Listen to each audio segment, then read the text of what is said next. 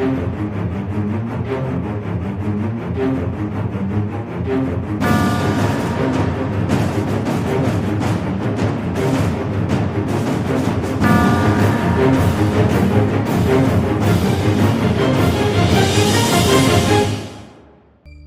दोस्तों, अगर कोई कहे आई लव मोहम्मद या कोई दूसरा कहे आई लव महादेव, तो इसमें दिक्कत क्या है? प्यार जताने वाली ये पंक्तियां अब कैसे सियासी हथियार बन गई? कैसे एक साधारण फ्लैश बोट ने उत्तर प्रदेश से लेकर कर्नाटक तक सांप्रदायिक ध्रुवीकरण की आग भड़का दी? और सबसे बड़ा सवाल, क्या आज के भारत में प्यार जताना भी गुनाह माने जाने लगा है? नमस्कार साथियों, मैं रिमझिम विश्वकर्मा और आप देख रहे हैं बतंगड़। दोस्तों, इस पूरे विवाद को गहराई से देखें तो मामला सिर्फ एक फ्लैशबोट का नहीं, बल्कि यह भारत के सामाजिक और राजनीतिक संरचना की उन दरारों को उजागर करता है जो अक्सर छोटे से मुद्दे से बड़े सांप्रदायिक तूफान का रूप ले लेती है।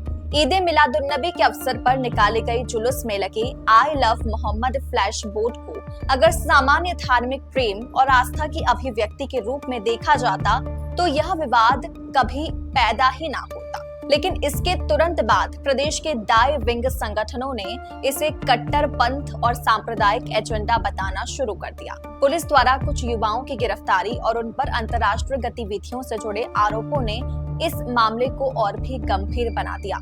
इसी बिंदु पर बहस खड़ी होती है, क्या सचमुच एक धार्मिक नेता या देवता के प्रति प्रेम जताना अपराध है?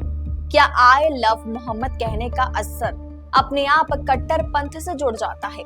और यदि ऐसा है तो क्या आई लव महादेव लिखना भी इसी तरह विवादास्पद माना जाएगा? सोशल मीडिया पर फैली प्रतिक्रियाओं से यह स्पष्ट है कि जनता इस बहस को केवल धार्मिक कोण से नहीं बल्कि अभिव्यक्ति की आजादी और समानता के प्रश्न से जोड़कर देख रही है। कर्नाटक में आई लव महादेव पोस्टर्स का उभरना और मजाकिया अंदाज में आई लव रसगुल्ला जैसे स्लोगन सामने आना इस बात का सबूत है कि लोग इसे राजनीतिक ध्रुवीकरण की कोशिश समझ रहे हैं और उसके जवाब में व्यंग्य का सहारा ले रहे हैं। टीवी डिबेट्स में इस मुद्दे को और भी तीखा किया गया, लेकिन सिर्फ आई लव मोहम्मद कहने पर केस करना या गिरफ्तारी करना न सिर्फ अनावश्यक है बल्कि ये पूरे समुदाय को दूसरा मानने की मानसिकता को बढ़ावा देता है। असल में विवाद की जड़ यही है, क्या हमारी सामाजिक सोच इस कदर बढ़ चुकी है कि हर धार्मिक अभिव्यक्ति तुरंत शक और कट्टरपंथ से जोड़ा जाता है, या फिर यह सब राजनीतिक संगठनों और सोशल मीडिया के इकोसिस्टम की देन है जो हर छोटे मुद्दे को सांप्रदायिक तनाव का बड़ा मुद्दा बना देती है। विहिप और बीजेपी का कहना है कि उन्हें किसी नाम या पोस्टर से आपत्ति नहीं बल्कि उससे जुड़ी संभावित हिंसा और कट्टरपंथी प्रभाव से समस्या है। लेकिन विश्लेषकों का मानना है कि जब आई लव मोहम्मद को आतंकवाद या अंतरराष्ट्रीय साजिश से जोड़ दिया जाएगा तो ये सीधा सीधा भेदभाव का माहौल बनाएगा और लोगों को दूसरे दर्जे का नागरिक महसूस करवाएगा।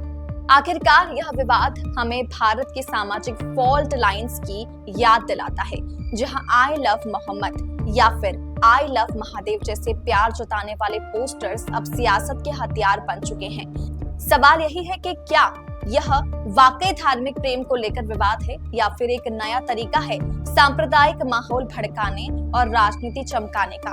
और सबसे बड़ा सवाल आपसे दर्शकों से, क्या सच में किसी को आई लव मोहम्मद कहने का हक नहीं, या फिर ये हक भी राजनीति और ध्रुवीकरण की भेंट चढ़ता जा रहा है? क्या प्यार जताना आज के भारत में गुनाह बन चुका है, या यह राजनीति का नया जरिया है लोगों को बांटने का? यही विचार करने की सबसे बड़ी जरूरत है। इस मुद्दे पर आपके क्या विचार हैं, जरा हम भी जानें। इसीलिए कमेंट सेक्शन में अपने विचार जरूर बताएं और वीडियो अच्छा लगा हो तो लाइक एंड शेयर करें और ऐसे वीडियो मिस ना हो इसीलिए चैनल को सब्सक्राइब करें।